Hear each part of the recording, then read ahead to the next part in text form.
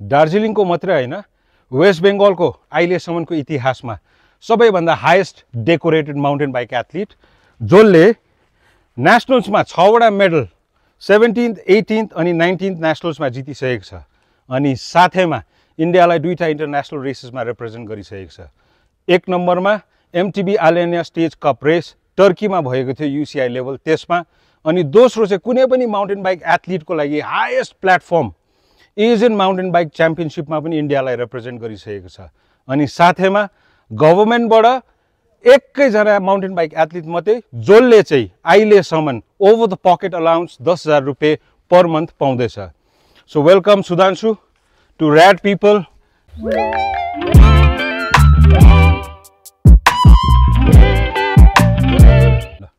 So Sudhanshu, love रोडदेखिको नेसनल्समा 6वटा मेडल 2टा इन्टरनेसनल रेसेस तिमीले इन्डियालाई रिप्रेजेन्ट गरिसकेको छौ। यो जर्नी विषयमा हामीलाई अलिकति बताइदिने।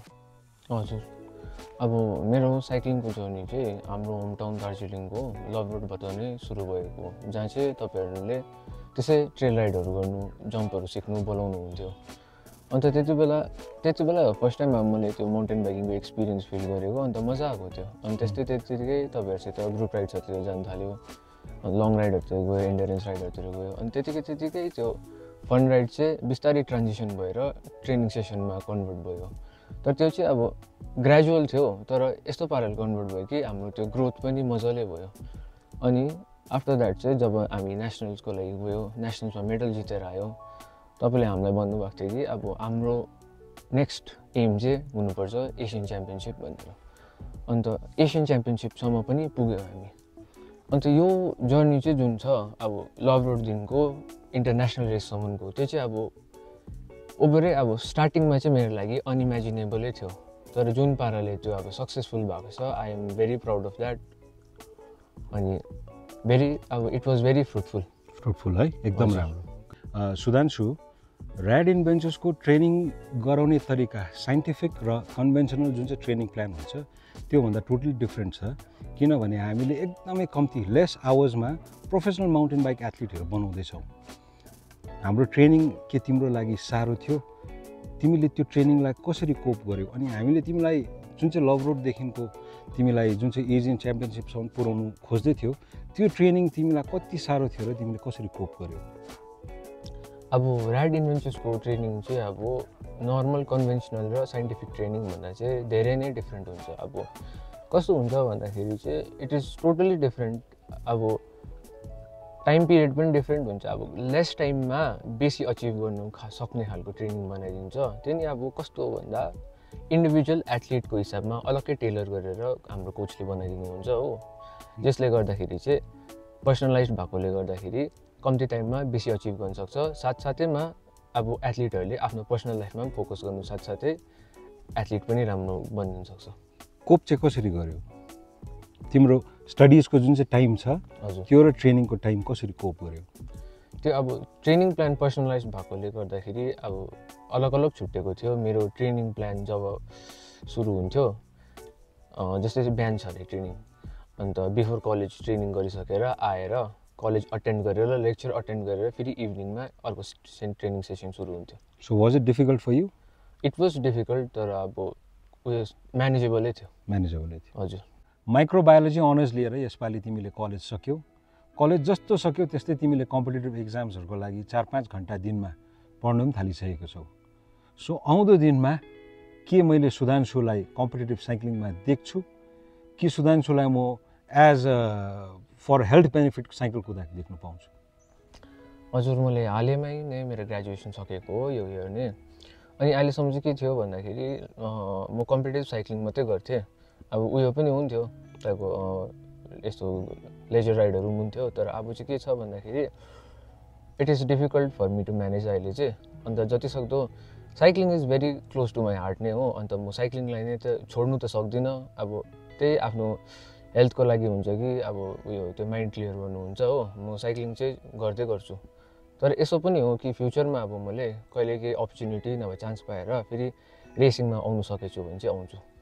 सुधांशु, भर्खरै साइकल किनेकोहरूलाई अथवा भर्खर साइकल कुदाउनु थालेकोहरूलाई जसले चाहिँ हेल्थको लागि लेजर राइड अथवा कसैले कम्पिटिटिभ साइक्लिङ गर्छु भन्नेहरूलाई चाहिँ तिम्रो मेसेज के दिनु चाहन्छौ? अब म यो भन्नु चाहन्छु कि साइक्लिङलाई चाहिँ नट जस्ट अब त्यो एउटा सानो एक्टिभिटी तर अब आफ्नो लाइफको पार्ट जस्तो सम्झिनु। जसले चाहिँ अब कम्पिटिटिभ लेभलमा साइक्लिङलाई हेर्दैछ, रेसहरू खेल्ने इच्छा गर्छ, नअत्तालिनु। अब it is a gradual process, बिस्तारै देख्छ अब, तर ग्रोथ चाहिँ हुन्छ। अनि जसलाई चाहिँ अब फिटनेसको लागि चाहिँ उयो गर्नु छ, साइक्लिङ गर्नु छ, उनीहरूले चाहिँ मजाले अब त्यसलाई उयो जस्तो एक्सर्साइज जस्तो मात्रै नलिएर चाहिँ आफ्नो लाइफमा नै इम्प्लिमेन्ट गर्नु। ऱ्याड इन्भेन्चर्सले तिम्रो प्रोफेसनल माउन्टेन बाइकिङ करियरमा कस्तो रियल रोल खेलेको छ अनि तिम्रो लाइफमा ऱ्याड इन्भेन्चर्सले कस्तो इम्प्याक्ट गरेको छ? अब आज म जो साइक्लिस्ट छु त्यो चाहिँ ऱ्याड इन्भेन्चर्सले गर्दा नै भएको। म चाहिँ अहिले जति अचिभ गर्न सकेँ त्यो सबलाई रूप दिने नै ऱ्याड इन्भेन्चर्स नै हो। हाम्रो कोच जो तपाईँ हुनुहुन्छ, अन्त तपाईँको ट्रेनिङ प्लान जस्तो हुन्छ सबलाई पर्सनलाइज पाराले दिनुहुन्छ। अब इन्डिभिजुअल एथलिटको डिफ्रेन्ट रिक्वायरमेन्ट हुन्छ, त्यो तपाईँले त्यही बुझेर दिनुहुन्छ। अब नट जस्ट हाम्रो coach but the whole community in general अब पुरा सपोर्टिभ छ। अब नट जस्ट अब रेसिङको साइक्लिङको बारेमा, तर ओभरअल अब एउटा मेरो पर्सनल ग्रोथमा नै धेरै हेल्प गरेको छ। एक टाइममा तिम्रो ट्रेनिङ र पढाइको बिचमा तिमीलाई एकदमै डिफिकल्ट परेको थियो, तर साथैमा तिमीले ट्रेनिङ छोडेर पढाइमा बेसी ध्यान दियौ, विच वाज भेरी इम्पोर्टेन्ट। तर तिम्रो जब तिमीले पढाइ गर्न थाल्यौ सिरियसली, त्यो टाइममा ऱ्याडमा तिमीले जब ट्रेनिङ गर्थ्यौ, त्यो ट्रेनिङ गरेकोले, त्यो डिफिकल्ट सिचुएसनहरू ह्यान्डल गर्ने बानीले तिमीलाई पढाइमा हेल्प भयो? हजुर, अब कस्तो भयो भन्दाखेरि चाहिँ देयर वाज अ टाइम जब चाहिँ अब मेरो एकाडेमिक प्रेसरले पनि मलाई साह्रो पर्दै गयो, अन्त यता ट्रेनिङ पनि साथसाथै ह्यान्डल गर्नु साह्रो पर्यो। सो एक्जामहरू नियर आएकोले गर्दाखेरि मैले यतापट्टि अब ट्रेनिङलाई नै ड्रप गर्नु पर्यो। अब जे चाहिँ अब मेरो लागि साह्रै थियो, तर आई ह्याड टु ड्रप यता साइक्लिङ, अन्त उता एकाडेमिक्समा बेसी फोकस गर्नु लागि बसेँ। तर के भयो भन्दाखेरि चाहिँ जब यहाँ ऱ्याडमा ट्रेनिङ गर्दै थिएँ त्यसलाई एउटा ह्याबिट बसेको थियो, अब मजाले फोकस गर्ने, डिसिप्लिनमा बस्ने, जुन चाहिँले चाहिँ अब मलाई पढाइमा पनि धेरै हेल्प गरेको छ। अब पानी पनि पर्नु थाल्यो, so it's a quick round for you Sudhanshu. Quick राउन्डमा तिमीलाई म क्वेसन सोध्छु, तिमीले एउटा पर्टिकुलर चोइस गरेर आन्सर दिनु ल।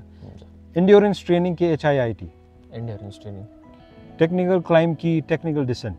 Technical climb. हार्डटेल कि full suspension? Hardtail. Community ride कि solo ride? Community ride. National camp कि ऱ्याडको क्याम्प? ऱ्याडको क्याम्प। सुधांशु, तिमी घरको एउटै मात्रै छोरा हो, तर तिम्रो करियरमा तिम्रो आमा र बाबाले सधैँ सपोर्ट गरिरहेको छ, प्रोत्साहन दिइरहेको छ, तिम्रो प्रत्येक डिसिजनलाई तिमीलाई सपोर्ट गरिरहेको छ। But at the same time घरको एउटै छोरा हुँदाखेरि there is a lot of difficulties, there is a lot of pressure that you face once you finish college, जुन चाहिँ हुनु जरुरी पनि छ। But at the same time तिमीलाई म के भन्नु चाहन्छु भन्दाखेरि चाहिँ कन्सिस्टेन्टली तिमीले जुन प्रकारले ट्रेनिङ गर्दै थियौ त्यही प्रकारले लाइफमा, तिम्रो पढाइमा, तिम्रो फ्युचर करियरको लागि तिमीले जे पनि गर्दैछौ त्यसलाई पनि ट्रेनिङ जस्तै कन्सिस्टेन्सी लिएर गऱ्यौ भने चाहिँ you will improve. But at the same time there are two things that you have to keep in mind. You have to stay around positive people and like minded people. It was great to have you Sudhanshu in rad people, inspiring a healthy and a competitive lifestyle. Thank you so much.